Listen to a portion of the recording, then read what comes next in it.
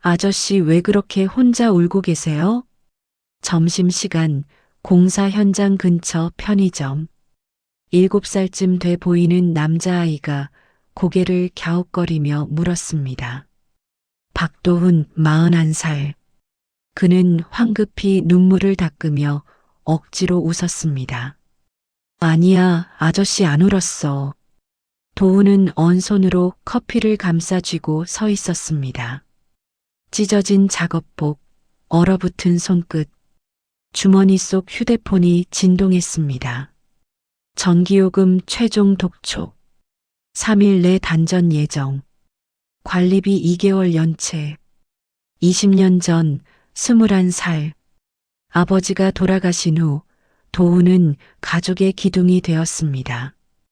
어머니와 두 동생을 먹여 살렸습니다. 공사 현장을 전전하며 여름엔 뜨거운 아스팔트 위에서 겨울엔 얼어붙은 땅을 파며 일했습니다. 동생들은 대학 나오고 결혼하고 각자의 가정을 꾸렸습니다. 하지만 도훈의 허리는 망가졌습니다. 5년 전 허리 디스크 판정. 의사는 쉬라고 했지만 쉬면 돈이 없었습니다. 진통제 삼키고 파스 붙이고 다시 현장으로 나갔습니다. 쉬는 날은 없었습니다. 20년이 흘렀습니다. 오늘도 밤 9시까지 일했습니다. 너무 피곤했습니다. 너무 외로웠습니다. 언손으로 커피를 한 모금 마셨습니다. 식어버린 커피는 쓰기만 했습니다. 같은 시각 서울 한강변 50층 최고급 아파트 거실 창문 너머로 한강이 한눈에 내려다 보였습니다. 최준호 7살 할머니가 차린 저녁상 앞에 앉아 있었습니다. 준호야, 밥 좀 먹어라. 한 숟가락만. 준호는 고개를 저었습니다. 싫어요. 2년 전 엄마가 교통사고로 세상을 떠났습니다. 그날 이후 준호는 말이 없어졌습니다. 밥도 잘 먹지 않았습니다. 할머니와 단둘이 사는 넓은 집. 조용했지만 너무 차가웠습니다. 밤이면 준호는 엄마 사진을 보며 혼자 울었습니다. 다음 날 오후 할머니는 준호를 데리고 병원에 갔습니다. 귀가길 차 안. 신호 대기 중 갑자기 준호가 말했습니다. 할머니, 저 냄새 뭐예요? 창밖 길거리 포장마차에서 하얀 김이 피어오르고 있었습니다. 어묵 국물 냄새였습니다. 저거 갑자기 먹고 싶어요. 2년 만에 준호가 처음으로 먹고 싶다고 말했습니다. 할머니는 눈시울이 붉어졌습니다. 그래, 우리 준호. 사 먹자. 차는 천천히 포장마차 쪽으로 다가갔습니다. 그리고 그곳에는 찢어진 작업복을 입고 언손으로 어묵 꼬치를 들고 한 남자가 서 있었습니다. 박도훈이었습니다. 할머니의 차가 포장마차 앞에 섰습니다. 하지만 포장마차는 문을 닫았습니다. 할머니, 저기 없어요. 준호의 목소리가 작아졌습니다. 할머니는 당황했습니다. 2년 만에 아이가 먹고 싶다고 한 건데 기사님이 주변을 둘러보다 길 건너편 공사 현장의 한 남자에게 창문을 내리고 물었습니다. 저기요, 혹시 근처에 어묵 파는 데 아세요? 박도훈이 고개를 들었습니다. 차 안 뒷좌석. 작은 아이가 앉아 창밖을 바라보고 있었습니다. 눈빛이 외로워 보였습니다. 도훈은 그 눈빛을 알았습니다. 자신도 그랬으니까. 도훈은 손에 들고 있던 비닐봉지를 봤습니다. 퇴근길에 사온 어묵이 아직 따뜻했습니다. 도훈이 벌떡 일어나 차 쪽으로 다가갔습니다. 비닐봉지에서 따끈한 어묵 한 꼬치를 꺼내 창문으로 내밀었습니다. 이거라도 먹어요. 준호는 조심스럽게 어묵을 받았습니다. 김이 모락모락 피어올랐습니다. 한 입 베어 물었습니다. 국물이 입안에 퍼졌습니다. 따뜻했습니다. 2년 만에 느껴보는 온기였습니다. 이게 따뜻해요. 준호가 처음으로 웃었습니다. 도훈도 미소 지었습니다. 할머니는 차 안에서 눈물을 닦았습니다. 겨울 한복판, 길가, 공사 현장, 찢어진 작업복 입은 남자와 고급 승용차 안소년. 두 사람은 그렇게 만났습니다. 따뜻한 어묵 한 꼬치로. 다음 날 오후, 준호는 할머니 몰래 집을 나섰습니다. 어제 그 공사장으로 향했습니다. 도훈은 점심시간 김밥 한 줄을 먹고 있었습니다. 너 어제 준호가 조심스럽게 다가왔습니다. 아저씨, 또 어묵 있어요? 도훈은 웃으며 고개를 저었습니다. 오늘은 없는데, 이거라도 먹을래? 도훈은 자신의 김밥을 반으로 나눠 건넸습니다. 준호는 김밥을 받아 한 입 베어 물었습니다. 두 사람은 나란히 앉아 말없이 김밥을 먹었습니다.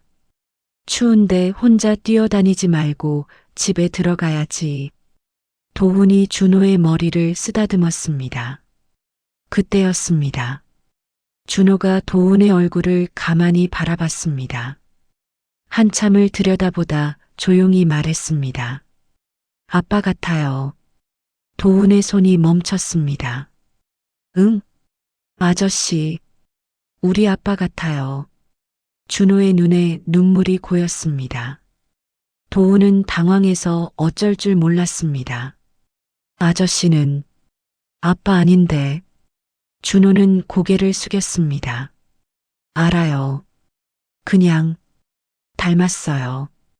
그날 밤 준호는 방에서 엄마의 사진을 꺼내 들었습니다. 사진 속 엄마 옆에 서 있는 남자, 아빠였습니다. 준호는 도훈의 얼굴을 떠올렸습니다. 눈매가 비슷했습니다. 웃을 때 입꼬리가 올라가는 모습도 비슷했습니다. 준호는 사진을 가슴에 안았습니다. 아빠, 작은 목소리가 빈 방에 울렸습니다. 그리고 준호는 알지 못했습니다. 그 사진 속 남자가 누구인지. 할머니, 오늘도 그 아저씨 보러 가도 돼요? 준호가 사흘째 같은 말을 했습니다. 최영희 67살, 대한건설 회장. 손자가 계속하는 그 아저씨 얘기가 신경 쓰였습니다. 다음 날 영희는 공사장 근처에 차를 세웠습니다. 멀리서 박도훈을 지켜봤습니다. 도훈은 길 잃은 할머니를 부축했고 후배들 식사를 대신 계산했고 아이가 떨어뜨린 장갑을 주워 건넸습니다. 영희는 가슴이 먹먹했습니다. 30년 전 영희는 외아들 민준을 엄격하게 키웠습니다. 1등 아니면 의미 없어. 민준은 가난한 집안 여자와 결혼했습니다. 영희는 며느리를 차갑게 대했습니다. 며느리는 출산 후 건강이 악화됐고 세상을 떠났습니다. 민준은 무너졌습니다. 엄마 때문이에요. 6개월 후 민준은 교통사고로 사망했습니다. 영희는 눈물을 닦았습니다. 사랑하는 법을 몰랐습니다. 아들도 며느리도 모두 잃었습니다. 이제 준호만 남았습니다. 영희는 도훈을 바라보며 조용히 말했습니다. 저 사람을 지켜봐. 사흘 후 비서가 회장실에 보고서를 올렸습니다. 영희는 천천히 서류를 펼쳤습니다. 조사 대상 박도훈 41세. 20대 초반 교통사고로 첫사랑 이름. 이후 가족부양위에 공사판에서 20년 근무. 자녀 없음 미혼. 현재 거주지 서울 마포구동. 영희의 손이 멈췄습니다. 마포구동. 그곳은 며느리가 20년 전 다니던 미술학원 근처였습니다. 영희는 서랍을 열었습니다. 오래된 사진 한 장을 꺼냈습니다. 아들 민준이 대학생 때 찍은 사진. 동네 친구들과 함께 웃고 있는 모습. 영희는 사진을 자세히 들여다봤습니다. 맨 왼쪽 민준 옆에 서 있는 한 남자. 얼굴이 흐릿했지만 눈매가 익숙했습니다. 영희의 심장이 빠르게 뛰었습니다. 설마. 영희는 비서에게 전화를 걸었습니다. 박도훈, 20년 전 거주지 확인해봐. 그리고 영희는 잠시 말을 멈췄습니다. 20년 전 교통사고 기록.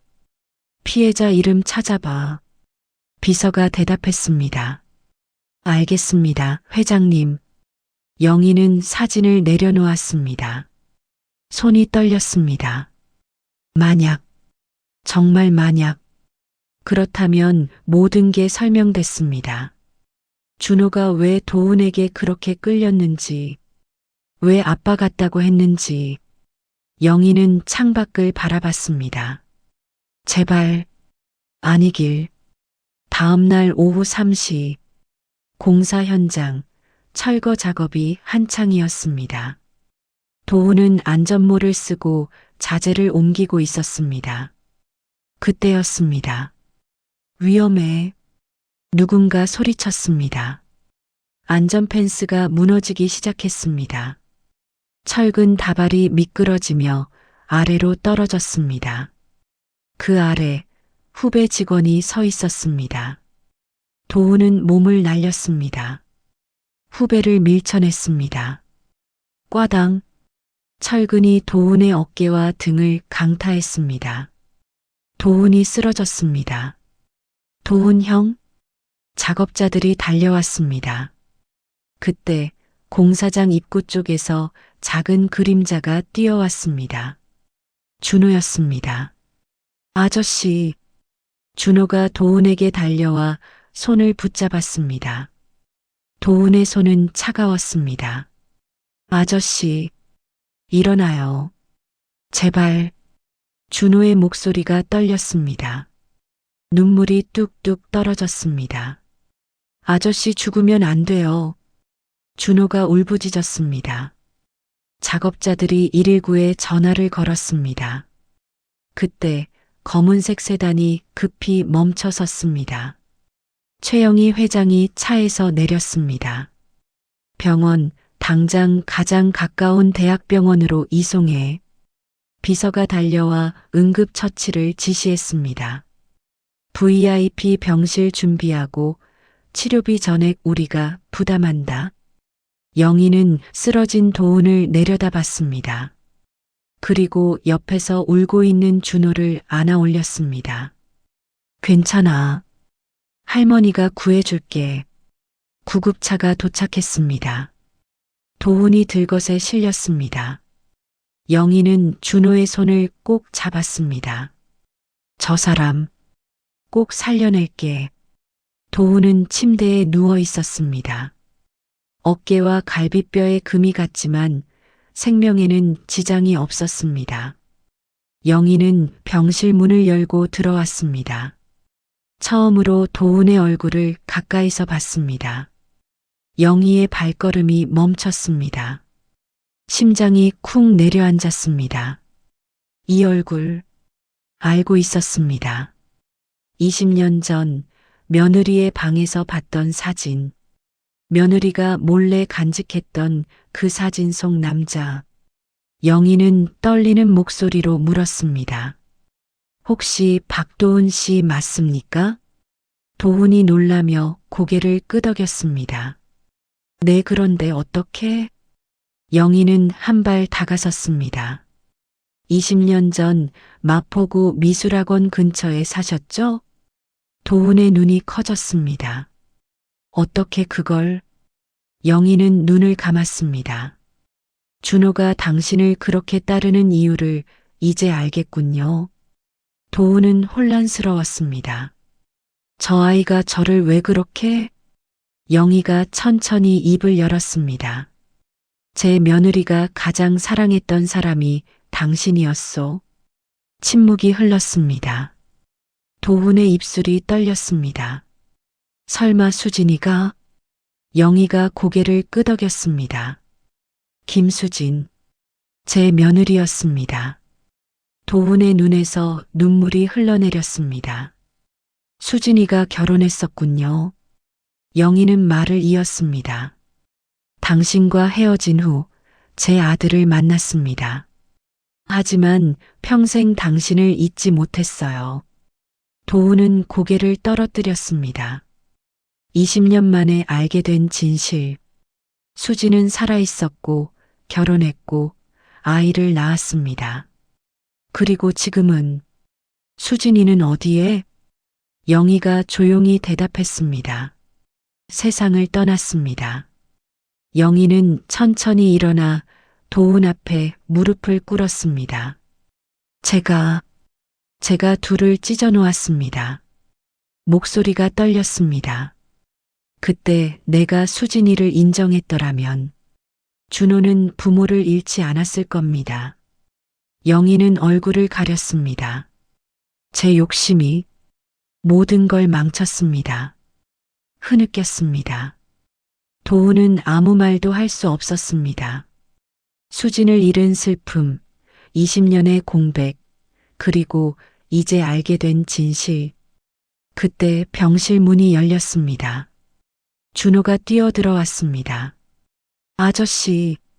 준호는 도훈의 품에 안겼습니다.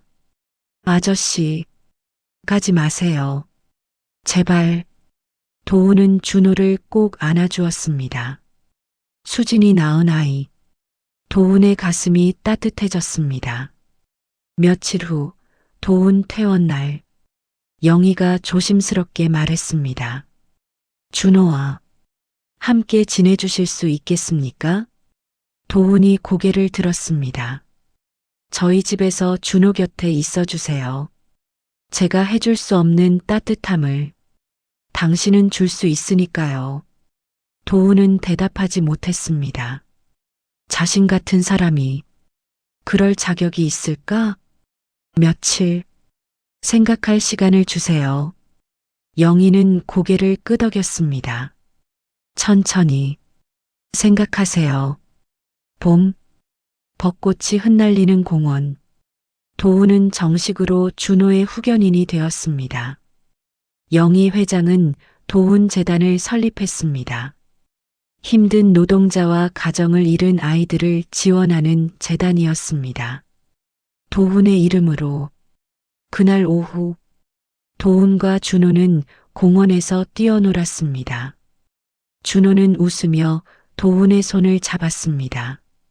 아저씨. 아니. 준호가 잠시 멈췄습니다.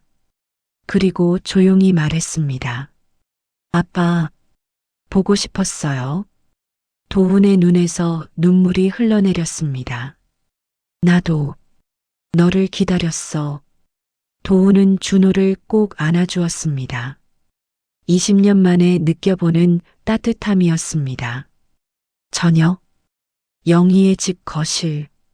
세 사람이 함께 사진을 찍었습니다.